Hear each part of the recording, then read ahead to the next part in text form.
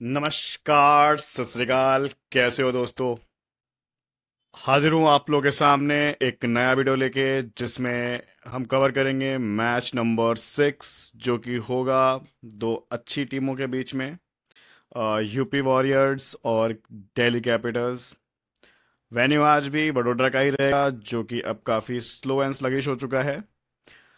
अब देखें तो लास्ट मैच का जो स्कोर था वो टोटल 120 बना था फर्स्ट इनिंग का। तो अब एवरेज जो है वो गिर के काफ़ी कम हो गई है। 135 की रह गई फर्स्ट इनिंग की एवरेज।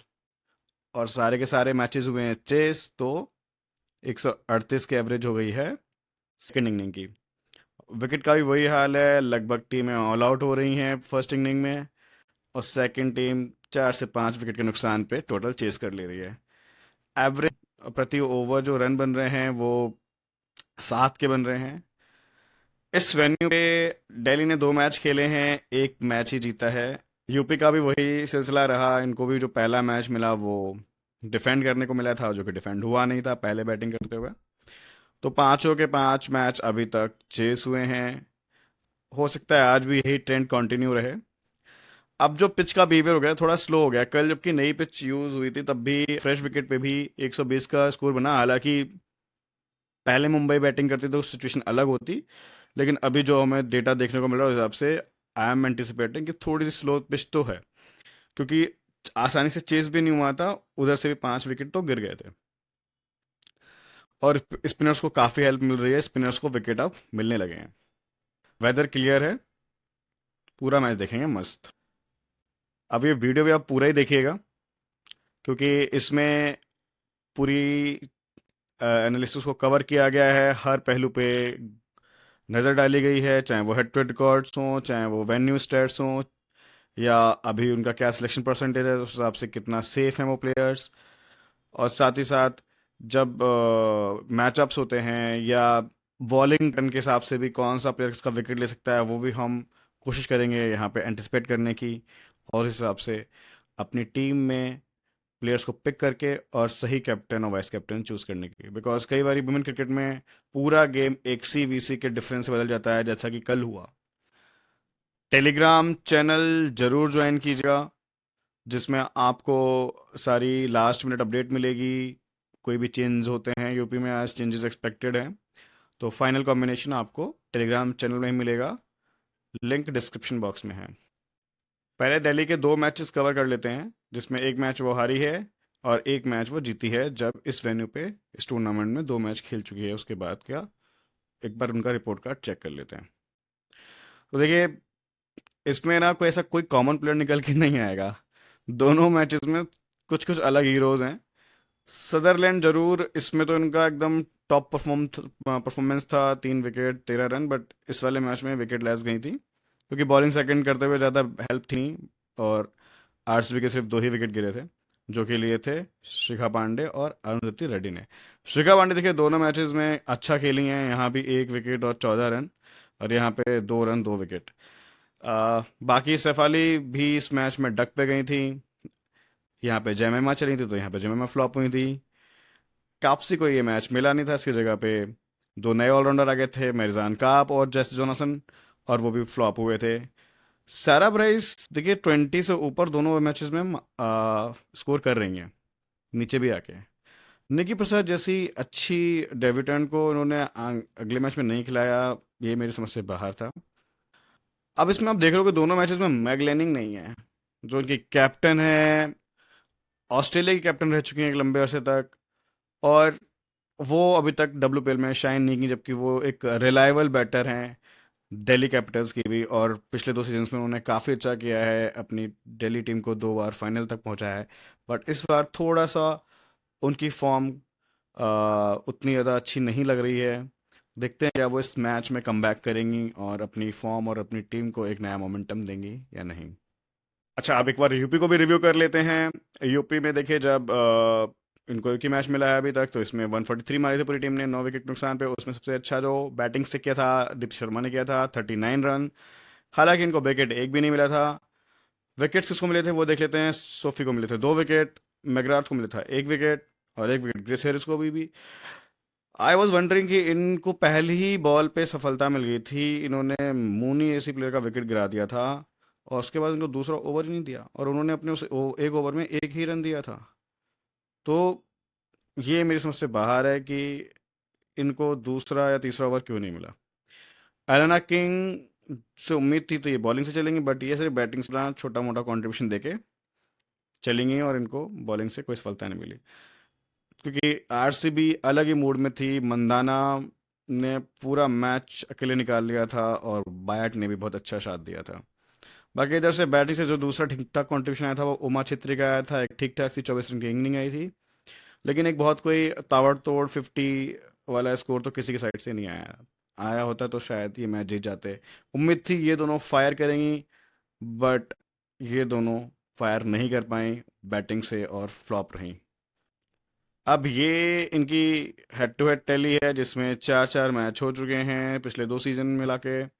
3 बारी कैपिटल्स जीती है और सिर्फ एक बार जो है वो वॉरियर्स जीती है। अब एक बार head to head match review कर लेते हैं। इसमें देखते हैं कि जो सीजन 2 का सेकंड मैच था इनके बीच, उसमें शर्मा ने शाइन किया था।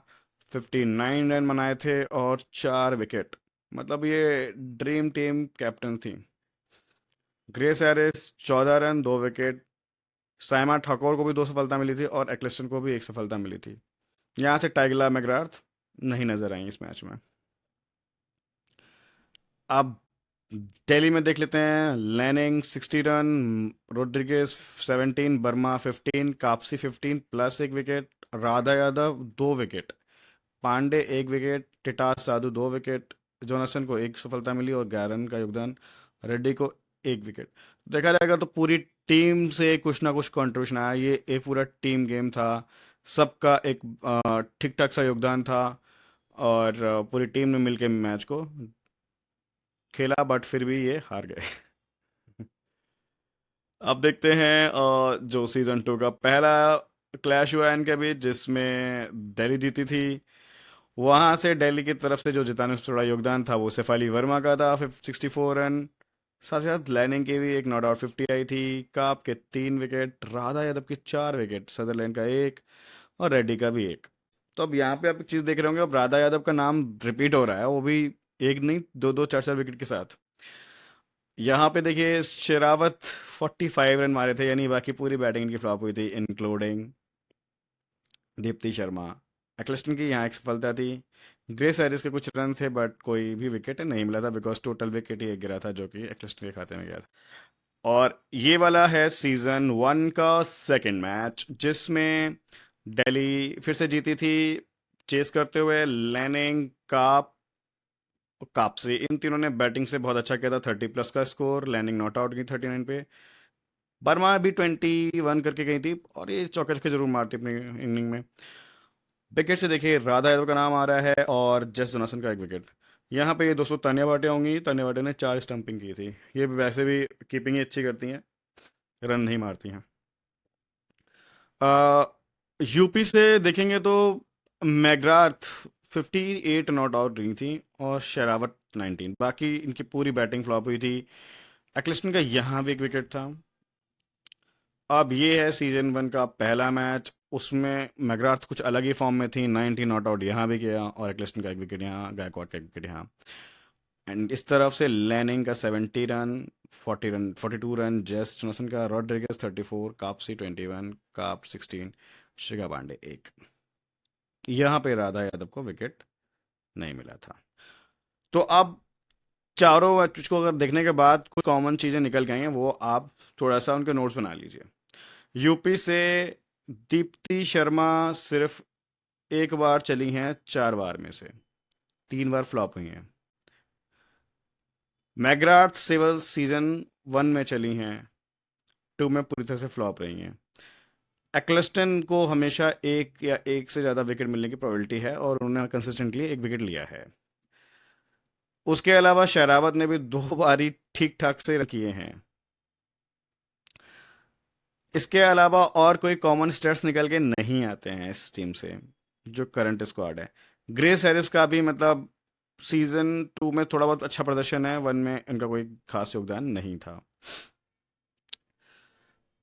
अब इसके अलावा दिल्ली को देखें तो लैनिंग, जो कि अभी तक तो टूर्नामेंट फ्लॉप नहीं, लेकिन ये हेड टू हेड में 4 से 4 बार हिट रही हैं।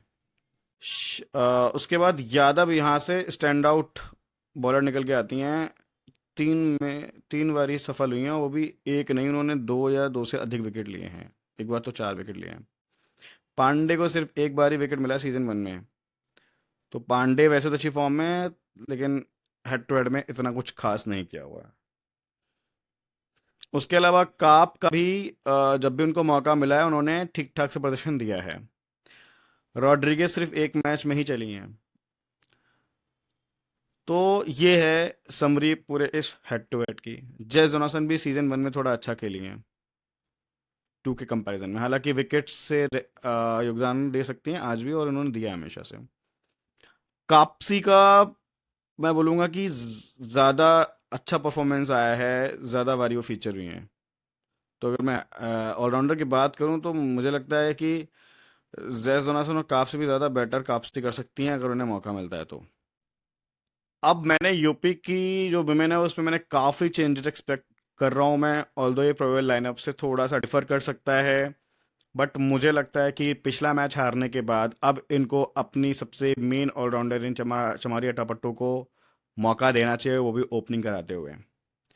चेत्री ने ठीक ठाक किया था, तो यहाँ मुझे कोई दिक्कत नहीं लगती। बृंदा दिनेश की जगह अटापट्टू को शामिल करना चाहिए। दीप्ति शर्मा चौथे नंबर पे एकदम सही काम करेंगी आके। टाइला मैकग्राथ, ग्रेस हैरिस, ये फिक्स रहना चाहिए यहाँ से। ये खेमनार या यहाँ पे शेरावत को वापस भी खिला सकते हैं। एक्लिस्टन फिक्स रहेंगी, सैमा ठाकुर फिक्स रहेंगी। अब यहाँ से अंजलि सारवानी और गायकवाड को अगर ये जगह देते हैं तो थोड़ा एक एक्सपीरियंस आएगा और इनकी बॉलिंग में और एक स्ट्रेंथ आएगी, जो कि पिछले मैच में मिसिंग लग रही थी मुझे। अपार्ट फ्रॉम एक्लिस्टन कोई भी बॉलर शाइन नहीं किया। ग्रेस हैरिस ने जो विकेट निकाला भी था पहली बॉल पे, उसके बाद इनको कोई मौका नहीं दिया। और दीप्ति शर्मा खुद अपने 3 ओवर डाल गई थी, बट विकेट लेस गई थी। तो मुझे लगता है अटापट्टू की बहुत ज़्यादा ज़रूरत है इस टीम को, अगर इस टीम को थोड़ा सा भी टक्कर देनी है दिल्ली कैपिटल्स जैसी टीम को। दिल्ली का स्क्वाड मुझे लगता है कि इस चेंज नहीं होना चाहिए। They will continue with the same playing 11 जो लास्ट मैच में थी। एक चेंज ये आ सकता है कि वो कापसी को भी फीचर इन कर सकते हैं, तो सदरलैंड की जगह और या फिर जेस जोनासन की जगह। बाकी लगभग यही प्लेइंग 11 रहनी चाहिए। या एक और चेंज हो सकता है कि अभी तक नंदनी कश्यप को मौका नहीं मिला, हालांकि मौका मिले भी कैसा, सारा ब्राइस ने दोनों मैचेस में एक अच्छा योगदान दिया है। ये बैटिंग आके भी इनके 20 से ऊपर रन हैं दोनों मैचेस में, और काफ़ी मतलब कुछ ना कुछ चौके में मार रही हैं, तो मतलब इनका भी योगदान अच्छा है। तो इन्होंने खराब कुछ नहीं किया, बस केवल ये है कि वो फॉरेनर प्लेयर को थोड़ा सा फिट इन करने के लिए हो सकता है कि एक फॉरेनर फॉरेनर प्लेयर को ही निकाला जाए। तो अब ये 4 फॉरेनर्स हैं इनके पास। अब कापसी को फिट करना है तो इन 4 में कोई एक बैठेगा, तो लाइक टू लाइक रिप्लेसमेंट तो जो है वो जेस जोनासन है।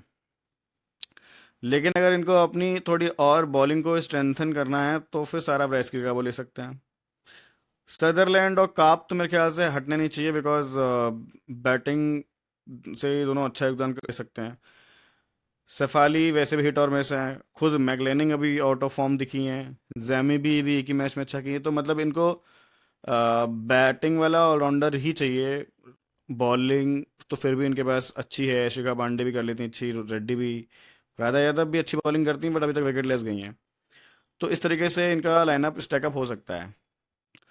अब दोस्तों एक बार फॉर्म देख लेते हैं। इसमें फिर से मैंने वही 12 महीने का एवरेज निकाला है सारे प्लेयर्स का, उस बेसिस पे इनको मैंने प्रायोरिटी ऑर्डर इनका डिसाइड किया है। जेस जोनासन देखिए टॉप पे हैं, उसके बाद चमारी अट्टापट्टू हैं। इसलिए बोल रहा हूँ चमारी अट्टापट्टू को खिलाना बहुत ज़रूरी है, क्योंकि ये पिछले 1 साल से बहुत उम्दा फॉर्म में है और काफ़ी डिफरेंट लीग्स का एक्सपीरियंस लेके आ रही हैं। और डब्ल्यूपीएल में ये यूपी की साइड से पहली बार फीचर होंगी। Marizanne Kapp, King, Deepti, Ecclestone, Sutherland, Yadav, Alice Capsey, Shikha Pande, Shafali Verma, ये सारे अच्छी फॉर्म में हैं। तो इनमें से भी आप अपने टॉप 11 में से कुछ टॉप 8 प्लेयर तो सिलेक्ट कर ही सकते हैं। हेड टू हेड हमने ऑलरेडी डिस्कस कर लिया, ये उसी का प्रायोरिटी ऑर्डर है। आप यहाँ पे भी रुक के देख सकते हैं अगर आपने पुरानी वाली स्लाइड्स मिस करी हैं तो। तो यहाँ पे लैनिंग का सबसे बेस्ट कंट्रीब्यूशन आता है जब आमने सामने खेलती हैं, तो इसलिए लैनिंग को आज ड्रॉप करने का रिस्क नहीं लेना। मैंने लास्ट मैच में ड्रॉप किया था बाई चॉइस, आज बाई चॉइस इनको सबसे पहले पिक भी करूंगा। बाकी शेरावत फीचर इन हो गई हैं क्योंकि इन्होंने दो ठीक ठाक सी नॉक खेली हैं, और आज भी अगर इनको मौका मिलता है तो हो सकता है आज भी अच्छा खेलें। मैकग्राथ बहुत अच्छा किए हैं, स्पेशली सीजन 1 की वजह से इनका एवरेज बहुत बढ़िया है, ऑल दो सीजन 2 में फ्लॉप रही हैं। काप का मिला जुला प्रदर्शन आया है, देखिए बैटिंग से भी बॉलिंग से भी। कापसी का अगेन एक मिला जुला प्रदर्शन है। जेस जोनासन का भी देखिए मोस्टली बॉलिंग से अच्छा प्रदर्शन है। तो इस तरीके से आप देख सकते हैं क्लिस्टन के 4 विकेट आए, यानी 4 मैच में एक एक विकेट लिया उन्होंने। दीप्ति शर्मा का देखिए सिर्फ एक जो मैच ये वाला था ना, बस इसको हटा दो ना तो दीप्ति के ये कंट्रीब्यूशन है बाकी 3 मैचेस में, विकेट लेस गई हैं ये। इसीलिए इनको आज सीबीसी करना बहुत रिस्की भी हो सकता है, और छोड़ना भी इनको रिस्की हो सकता है अगर ऐसी वाली इनिंग दोबारा आ गई तो। उसके बाद राधा यादव देखिए 8 विकेट निकाले इस टीम के खिलाफ, 4-2-2 एक मैच में, शायद तो खेल ही नहीं थी, विकेट लेस गई थी। तो ये दो प्लेयर जो अभी तक ज़्यादा किसी के नज़र में नहीं होंगे टॉप पे लेने के लिए, ये मेरी नज़र में आए हैं बेस्ड ऑन दिस डेटा। अब देखिए वेन्यू पे 2 मैच खेल चुके दिल्ली और 1 मैच खेल चुके यूपी, उसके बेसिस पे ये प्रायोरिटी ऑर्डर बना है, और लगभग इसी के अराउंड आपकी सेंटिमेंट्स 11 भी है, तो लोगों को पता है कि इन्होंने पिछले 2 मैचेस में क्या किया है, तो उसी का ये लेखा जोखा है। अब सेंटिमेंट्स 11 देखेंगे तो यहाँ पे दीप्ति को लेना है फिक्स, सदरन को भी लेना है, क्लिस्टन को लेना है, शिखा पांडे को मैं अभी प्लान यहाँ पे अभी मैं सोच विचार कर रहा हूँ, सैफ अली भी सोच विचार कर रहा हूँ। इनको फिक्स लेना है क्योंकि ऑलराउंडर वैल्यू है। उमा को लेना ही पड़ेगा बिकॉज सारा ब्राइस की बॉलिंग बैटिंग बहुत नीचे है। काप को लेना पड़ेगा, ग्रेस हैरिस को भी लेना चाहिए, लैनिंग को पक्का लेना चाहिए, रॉड्रिगेज पे मैं भी सोच विचार कर रहा हूँ। अब देखिए ये 3 प्लेयर तो वैसे आपको लेने चाहिए। शेफाली ने अभी तक इस ग्राउंड पे हालांकि पिछले मैच में फ्लॉप हुई थी, लेकिन वैसे इन्होंने अच्छा किया था, और बाकी भी इस टीम के अगेंस्ट थोड़ा बहुत 20 से 25 रन आराम से मार सकते क्विकली, और फॉर्म में तो ये सारे ही हैं। तो ये 3 प्लेयर रखने चाहिए। हालांकि शेफाली पे शायद मैं पंट लूँ, स्पेशली फर्स्ट इनिंग में, अगर ये फर्स्ट बैटिंग करती हैं तो इन पर शायद मैं पंट लूँ। उसके अलावा जो फॉर्म और सेंटिमेंट्स और हेड टू हेड में काप शॉर्टलिस्ट हुई हैं, वेन्यू पे इन दोनों ने बहुत अच्छा किया है अभी तक, सदरलैंड और शिखा पांडे ने। फॉर्म और हेड टू हेड, ऑल इनके साथ सेंटिमेंट्स नहीं है, तो इन दोनों प्लेयर पे बेस नजर रखिएगा। यही आपकी वो डिफरेंशियल चॉइस पिक्स होंगी जो आपको मैच जिता भी सकते हैं और हरा भी सकती हैं। हेड टू हेड और सेंटिमेंट्स में ये दोनों प्लेयर्स भी आएंगे, टाइला मैकग्राथ और ग्रेस हैरिस। इन्होंने अभी पिछले मैच में जरूर कुछ नहीं किया, लेकिन वैसे ही ये अच्छा कर रही हैं हेड टू हेड में। वेन्यू पे और सेंटिमेंट्स के हिसाब से रॉड्रिगेज ने भी अच्छा किया है, ओडीआई में भी अच्छा किया था, और पिछले मैच में भी 34 मार आ रही हैं।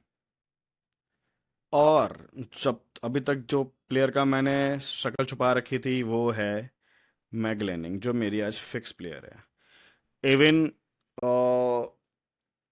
बैटिंग सेकंड में इनको बीसी भी कर सकते हो आप एज अ डिफरेंशियल चॉइस।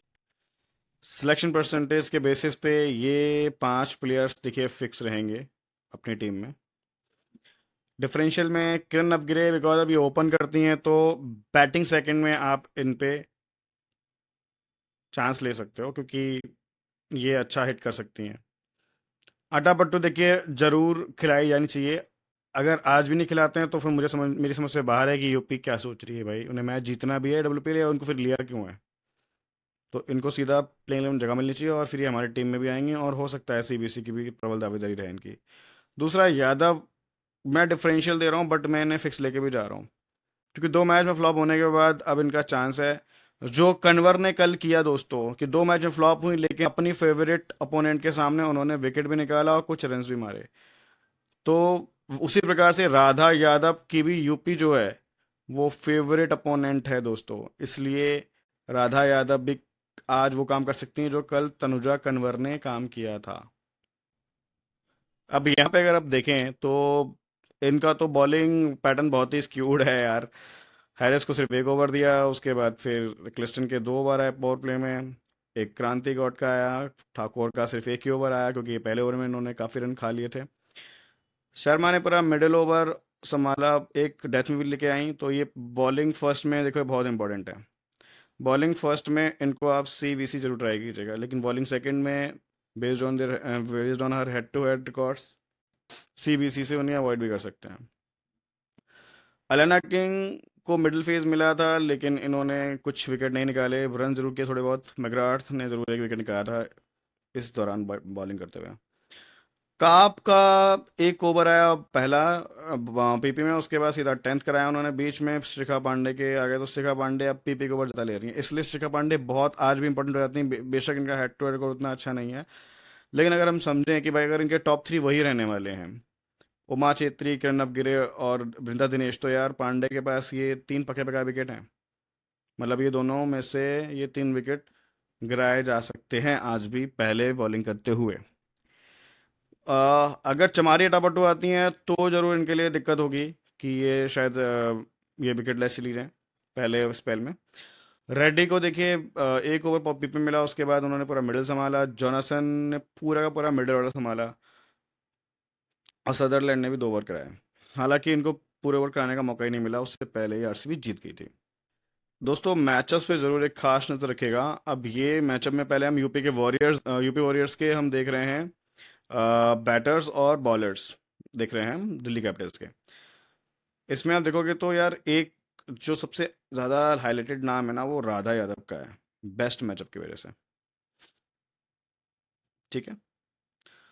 अब लेकिन राधा यादव का नाम जो है ना, वो यहाँ पे भी है जहाँ पे वो बेस्ट मैचअप में नहीं आई है। जैसे यहाँ भी इन्होंने विकेट निकाला है, यहाँ भी इन्होंने 2 विकेट निकाले हैं। तो राधा यादव आज बहुत इंपॉर्टेंट है। माइजन का बृंदा दिनेश को देखो डक पे भेज चुकी हैं। का आपने गिरीश को परेशान किया है, का आपने दीप्ति शर्मा का भी विकेट निकाला है एक बारी। तो काप भी इंपॉर्टेंट है। ये देखिए दोस्तों 6 विकेट निकाले हैं टाइला मैकग्राथ के भी। तो काप भी बहुत इंपॉर्टेंट है। राधा ने 2 विकेट निकाले, सदरलैंड का लेकिन बेहतरीन मैचअप है, एवरेज की वजह से 2 विकेट निकाले हैं 5 इनिंग में। एंड देन फिर आपका जॉनसन का भी नाम आपको दिखेगा। तो लगभग दिल्ली के हर बॉलर ने किसी न किसी बैटर को परेशान किया है। बट इसमें अगर अब मैं बोलूँ स्टैंड आउट चॉइस तो 2 हैं, मेरिजान काप और राधा यादव। अब एक बार रिवर्स भी देख लेते हैं, जब बैटिंग करती है दिल्ली और बॉलिंग करती है यूपी। उस केस में सबसे ज़्यादा देखिए बारी सारे बॉलर से जो खतरा है ना, वो शफाली वर्मा को है। इसलिए इनको आज ड्रॉप करने का रिस्क लेने में कोई हर्ज नहीं है मुझे, बेस्ड ऑन डेटा। अगर अट्टा पट्टू खेलते हो तो आप पक्का ड्रॉप कर दो, बिकॉज वो पावर प्ले में ओवर भी डालेंगी। एक्लिस्टन भी ओवर डालती हैं, हालांकि इन्होंने सिर्फ 3 बार विकेट लिया है। उसके अलावा पावर प्ले में ठाकुर डालती हैं, एक इनिंग में इनको 1 विकेट ले चुकी हैं वो भी। फिर उसके बाद जमाइमा का रिकॉर्ड बहुत अच्छा है, ठाकुर ने उनको 0 रन पे आउट किया। तो ठाकुर को देखो मौका कम मिला है, बट इन्होंने विकेट निकाले हैं, वो भी मेन मेन बैटर के। अब जो यहाँ पे सबसे ज़्यादा आपको हाईलाइटेड नाम होगा वो होगा एक्लिस्टन का और दीप्ति शर्मा का। दीप्ति शर्मा का हालांकि एक ही बेस्ट मैचअप है एनएल सदरलैंड के साथ, बट दीप्ति शर्मा ने विकेट बाकियों के भी निकाले हैं। शफाली का नहीं निकाला है देखा, जमाइमा का निकाला है एक, और मरजान का आपका भी निकाला है, और जैस जोनासन का भी निकाला है। लेकिन बेस्ट मैचअप दीप्ति के कहीं भी नहीं दिख रहे हैं, सिर्फ एक को छोड़ के, वो है एनएल सदरलैंड। तो इसलिए भी दीप्ति शर्मा आज बहुत सेफ चॉइस नहीं है कैप्टेंसी की। और वैसे भी कैप्टन मेरे हिसाब से दोस्तों होना चाहिए बॉलिंग फर्स्ट टीम का, और अगर दिल्ली है तो 100% उसी का होना चाहिए। उस केस में आप दिल्ली का शायद बीसीबी कर सकते हो। अ, उस केस में आप लेनिंग जैसी अच्छी रिलायबल बैटर को भी बीसी कर सकते हो, क्योंकि चेस में ओपनर्स ही चेस कर जा रहे हैं पूरा मैच। तो ये निकल के आया मैचअप से। तो यहाँ भी टॉप देखा जाए तो मेरे हिसाब से कोई एक स्टैंड आउट तो नहीं कोई दिख रहा, बट हाँ मैचअप्स के हिसाब से मैं बोल सकता हूँ कि आप ठाकुर को नज़र में रखेगा, जिन पे भी नज़र कम है हमारी। तो बॉलिंग फर्स्ट में इनको ज़रूर रख सकते हो, क्योंकि 2 मेन बैटर जो हैं, वन मतलब ओपनिंग एंड 1 डाउन या 2 डाउन कह सकते हैं, तो उनको उन्होंने सस्ते में निपटाया है। तो ये किस आपकी डिफरेंशियल निकल के आ जाएंगी साइमा ठाकुर यहाँ से। अटा पट्टू आती हैं तो पक्का लेके चल रही हैं। एक्लेस्टन देखो स्टैंड आउट बॉलर है, वो सबके सब विकेट लेती है, एंड दूसरी दीप्ति शर्मा। दोस्तों ये ईवी टेबल है, आप इसके बेस पे अपनी टीम बना सकते हो। इस टेबल के माध्यम से हमने ऑलरेडी प्रिडिक्ट किया है कि कौन से प्लेयर्स को कितने फैंटेसी पॉइंट मिल सकते हैं। तो आज सबसे ज़्यादा फैंटेसी पॉइंट का आपको मिलने वाले हैं दिल्ली से और इधर से चमारी अट्टा भट्टो को, अगर वो खेलती हैं तो दोस्तों ये है मेरी हेड टू हेड की टीम, जो कि अभी पूरी तरह से फाइनल नहीं है बट ऑलमोस्ट फाइनल है। कीपिंग से उमा चेत्री। अगर इनका बैटिंग ऑर्डर नीचे होता है तो फिर सारा प्राइस को भी ले जाने में कोई हर्ज नहीं है। बैटिंग से अभी के लिए सिर्फ एक ही प्लेयर फिक्स है, मेरी लैनिंग, दोनों कंडीशन में। लेकिन अगर बैटिंग सेकंड करती है दिल्ली तो शेफाली वर्मा को भी टीम में जगह देनी पड़ेगी। उसके अलावा ग्रेस हैरिस को भी जगह दे सकते हो, लेकिन उनके ओवर्स फिक्स नहीं है और बैटिंग बहुत नीचे कर रही है, तो इसलिए थोड़ा ग्रेस हैरिस अभी रिस्की चॉइस बन जाती है सेफ लीग के लिए। और चूंकि पिच स्लो हो रही है तो थोड़े मुझे बॉलर ज़्यादा भरने थे, तो इसलिए मैंने ऑलराउंडर लगभग सारे ही ले लिए हैं जो मुझे एंटिसिपेटेड हैं आज खेलेंगे। अब इसमें से एक चेंज ये हो सकता है कि अगर ये नहीं खेलती हैं तो भाई फिर सीबीसी का थोड़ा सा चेंज करना पड़ेगा, लेकिन खेलते हैं तो लगभग यही मेरा रहेगा टेस्ट सीबीसी का कॉम्बिनेशन भी। बॉलिंग से देखिए एक्लिस्टन फिक्स हैं और दूसरी मेरी शिखा पांडे फिक्स हैं। राधा यादव मेरी डिफरेंशियल चॉइस है, मैं इन्हें बॉलिंग फर्स्ट में जरूर ट्राई करूंगा। बॉलिंग सेकंड में एक बारी को मैं इन पर रिस्क ले लूंगा। तो बॉलिंग सेकंड में बस वही चेंज होगा, राधा की जगह यहाँ पे शेफाली वर्मा आ जाएंगी। और अगर अट्टापट्टू नहीं खेलती तो भी शेफाली वर्मा यहाँ आ जाएंगी उनकी जगह। अब अगर अट्टापट्टू नहीं खेलती तो सीबीसी क्या होगा? तो सीबीसी मेरे होंगे बॉलिंग फर्स्ट वाली टीम से मोस्टली। तो दिल्ली करती है तो सी हो जाएंगी मेरी मिर्जान काप और वीसी हो जाएंगी मैकलेनिंग। और अगर अगर यूपी पहले बॉलिंग करती है तो सी हो जाएंगी मेरी शर्मा और वीसी हो जाएंगी मेरी मिर्जान काप। अ, अट्टापट्टू जब नहीं खेलती हैं तो अट्टापट्टू खेलती हैं तो फिर लगभग यही रहेगा उस केस में। फिर बीसी, मैं दीप्ति को सीबीसी ना करने का रिस्क ले रहा हूँ based on the head to head stat, जिसमें वो सिर्फ एक बारी चली हैं 4 बारी में से। तो ये थोड़ा एक नज़र देने वाली बात है कि 75% उनका फेलियर प्रोडिक्शन है based on head to data, but venue stats और रिसेंट फॉर्म के बेसिस पे वो हो सकता है कि अपने इस चीज़ को सुधार सकें। इसलिए बॉलिंग फर्स्ट में ज़रूर इनको आप सीबीसी करिएगा, बॉलिंग सेकंड में आप थोड़ा सा रिस्क लेके चल सकते हो। क्योंकि दिल्ली भी यार हारने के लिए तो नहीं आएगी, दिल्ली के भी ऑलराउंडर अच्छा करेंगे। तो ठीक है, नेक टू नेक हो सकता है, लेकिन फ्लॉप नहीं होंगे दिल्ली के ऑलराउंडर आज। स्पेशली मेजबान का आप जो पावर प्ले में ओवर लेके आएंगी तो कवर नफ गिरे और ये सब हिट और मिस हैं तो इनका विकेट चटकाने में आसानी रहेगी, स्पेशली बॉलिंग फर्स्ट में। और यादव हैं अपने पास डिफरेंशियल, तो इनको सीबी नहीं बनाएंगे तब भी अपना मैच बच भी सकता है। आई होप आपको मेरी एनालिसिस पसंद आई होगी। थोड़ा सा ये मैच ट्रिकी होने वाला है, ये कल की तरह एकदम स्ट्रेट फॉरवर्ड मैच नहीं है जहाँ पे सिर्फ सीवीसी पे मैच डिसाइड हुआ था। इस वाले मैच में आपको सीवीसी भी थोड़ा सोच समझ के लेना पड़ेगा, दीप्ति को लेना है नहीं लेना वो आप देख लीजिएगा। आ, बाकी आपको पूरी एनालिसिस कैसी लगी उसको, उस पर अपनी प्रतिक्रिया दीजिए कमेंट करके। चैनल को सब्सक्राइब भी कीजिएगा और प्लीज़ वीडियो को लाइक कीजिएगा, बिकॉज वीडियो को जब लाइक नहीं करते तो समझ में नहीं आता कि मेरा काम आपको पसंद आ भी रहा है कि नहीं पसंद आ रहा, या तो डिसलाइक करके बता दो कि भाई बेकार है, खुद एनालिसिस है। तो अगर आपको एनालिसिस अच्छी लग रही है तो यार प्लीज़ लाइक करो यार, शेयर करो और कमेंट जरूर करके बताओ कि यार क्या सही लगा क्या गलत लगा। हो सकता है कुछ मेरे से गलती हो गई हो तो वो भी बता दो, सुधार करेंगे उसको अगले वीडियो में। मिलते हैं फिर अगले वीडियो में एक नई एनालिसिस के साथ, तब तक के लिए नमस्कार।